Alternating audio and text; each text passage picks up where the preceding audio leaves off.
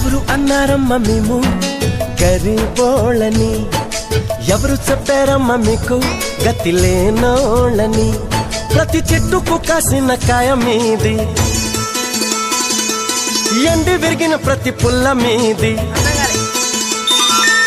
కొండ కోన వాగు వంక గూడెం గుడిసే పల్లె పాట కలిసి వెరసి అడవే మిదమ్మా, ఈ అడవి మీద హక్కే మిదమ్మా.